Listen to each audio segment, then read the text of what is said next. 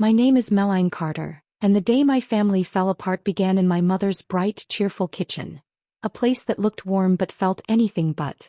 The room smelled of fresh lemons and sweet pastries. Standing beside me was my 16-year-old daughter, Riley, shaking as she held a bank statement with trembling hands. For 3 years, Riley had worked hard to save every dollar. She babysat after school on weekends, during hot summers and freezing winters, all for one dream: her school trip to France. She had saved $4,200 through patience, determination, and sacrifice. Then my mother took it. Riley looked at me through tears and whispered, "Mom, I'll never get to go now." There was no anger in her voice, only heartbreak. The kind that quietly changes a child forever. I turned to my mother and asked why she had done it. She crossed her arms, lifted her chin, and answered without a hint of guilt. "She's only 16. She has plenty of time to earn it again. Your sister's wedding only happens once." My sister Claire didn't even bother to look at Riley. I smiled. It wasn't a kind smile. It was calm, controlled, and dangerous. "You're right," I said. But inside something had changed forever. What none of them knew was that for the past 8 months, I had secretly paid nearly $31,000 toward Claire's luxury destination wedding. I had covered the wedding planner, the venue, the dress, and countless other expenses because my parents couldn't afford them. I never wanted credit. I only wanted respect. Instead, they treated my generosity like an endless bank account. Without saying another word, I slipped my phone from my pocket beneath the kitchen counter. One tap. The first cancellation was approved.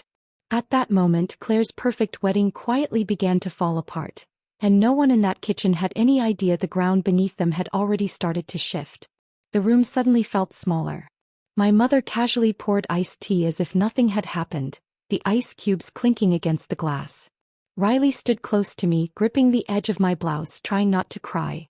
I kissed her forehead. "We'll talk in the car," I whispered. She nodded silently. Claire finally rolled her eyes. "Can everyone stop being so dramatic? It's just money. Meline has plenty." That single word, plenty, hit harder than any insult. As if my late nights, overtime shifts, and endless sacrifices meant nothing. As if I existed only to pay for everyone else's happiness. I smiled politely. "Excuse me. I need to make a quick call." In the hallway, I opened my email. Wedding planner. Cancellation confirmed. One major piece of the wedding had already disappeared. Next, I called Riley's school and asked if her place on the France trip could still be saved once her money was returned. The administrator couldn't promise anything, but the opportunity wasn't completely gone. When I returned to the kitchen, my mother was happily discussing flower arrangements while Claire scrolled through her phone. A second later, Claire's phone buzzed. She frowned. "Why is the venue emailing me?" "It's probably nothing," my mother said with a laugh. But Claire's face suddenly turned pale. I quietly reached for Riley's hand. "Let's go home." Outside, the summer heat shimmered over the driveway. Riley looked at me. "Mom, what did you do?" I didn't answer. At that exact moment, my phone vibrated again. Second cancellation approved. Across town, their dream venue was no longer theirs. That evening, our house was wrapped in silence.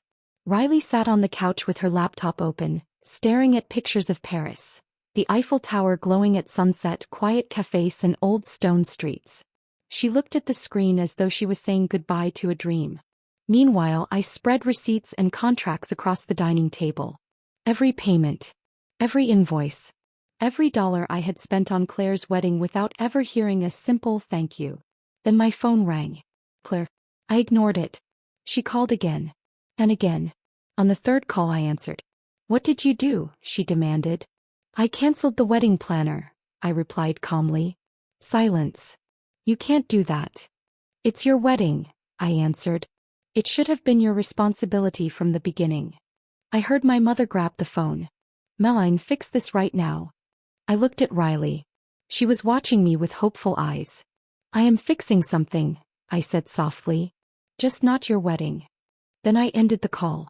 Less than an hour later, my mother pounded on my front door. She barged inside without waiting. "You are ruining your sister's life," she shouted. Riley stood up. "Grandma, you took my money." My mother shrugged. "You can earn it again." I stepped between them. My voice was calm but firm. Leave. She stared at me in disbelief.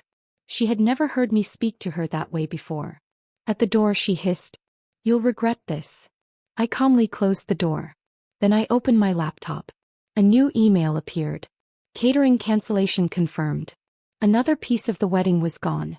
Riley sat beside me, quieter now but stronger than before. Watching my mother drive away, I realized this had never been about money. It was about respect. And I wasn't finished yet. The next morning looked perfectly normal. Sunlight poured across the kitchen floor. Coffee brewed quietly. Birds chirped outside the window.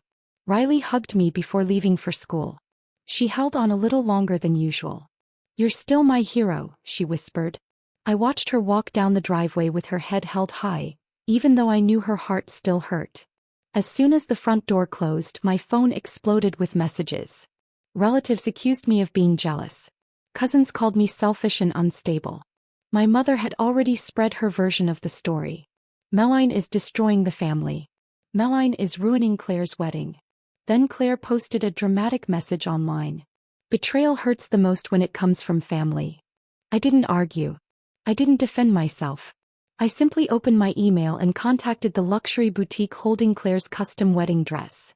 The dress I had paid for in full. Subject: Ownership Reversion Notice.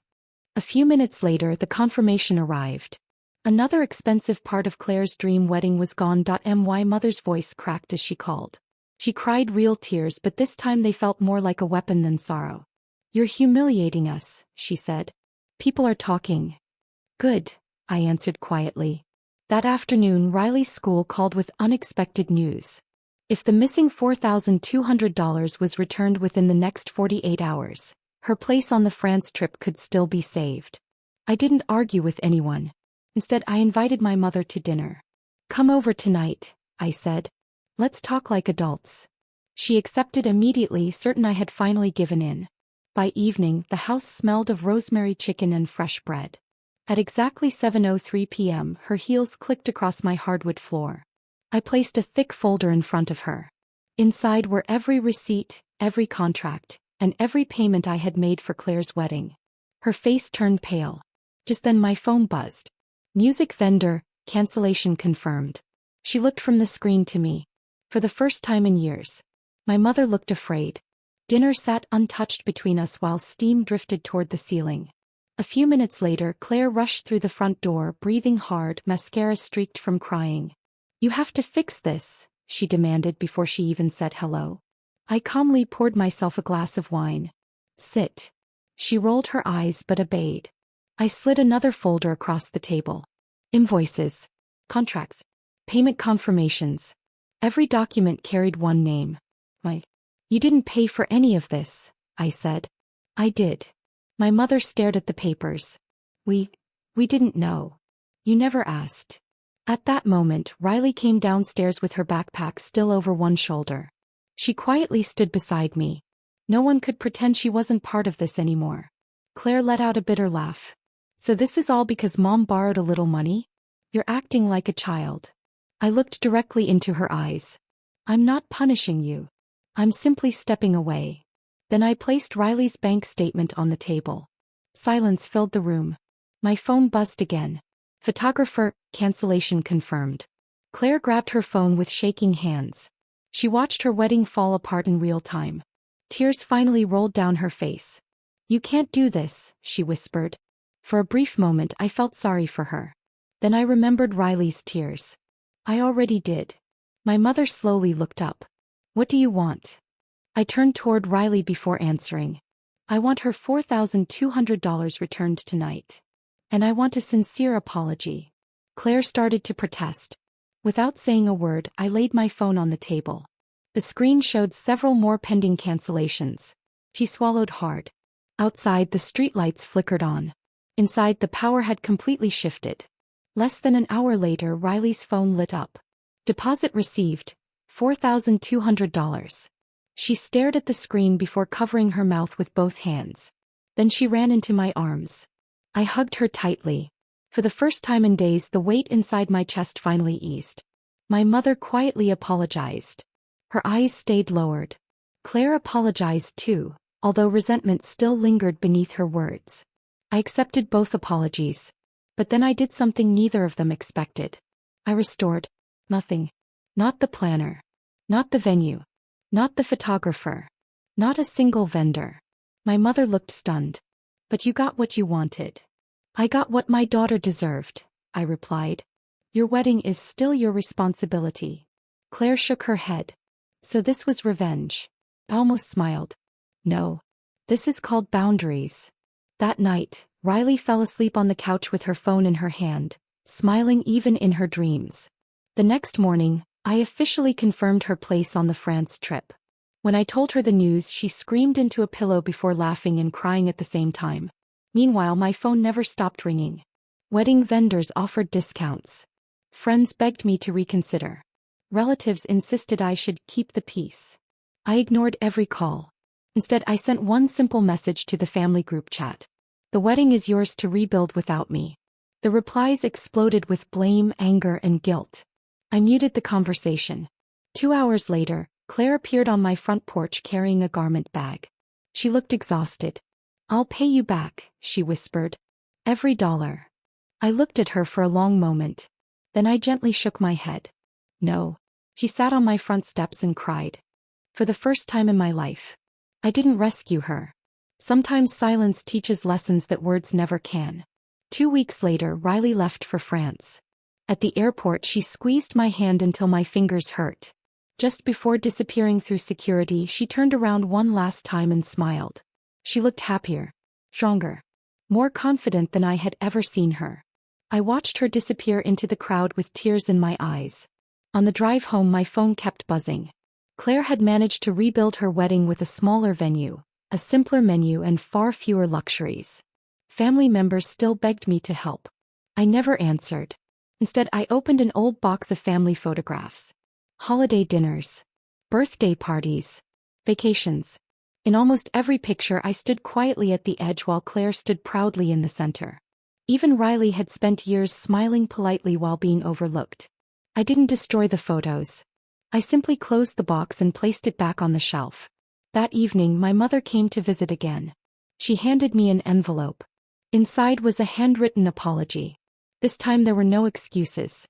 Only accountability. I read every word. I didn't hug her. But I didn't push her away either. Later that night, Claire called. I never realized how much you carried, she admitted. I answered honestly. I loved you enough to pay for your dreams. But I finally loved myself enough to stop.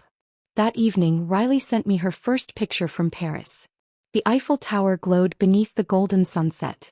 Standing alone in my kitchen, I quietly cried.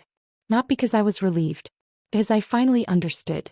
I was no longer my family's endless safety net. I was my daughter's strongest foundation. And that was enough. Claire's wedding still happened. It just looked very different. The ballroom was smaller. The flowers were simpler. The dress wasn't the one I had paid for. There was no luxury. Only honesty. I attended as a sister. Not as a sponsor. Riley stood beside me wearing a beautiful navy blue dress she had bought with her own money. During the reception, Claire thanked her with tears in her eyes. Riley simply smiled. She wasn't bitter. She wasn't seeking revenge. She had simply grown stronger. Later, my mother held my hands. You were right, she whispered.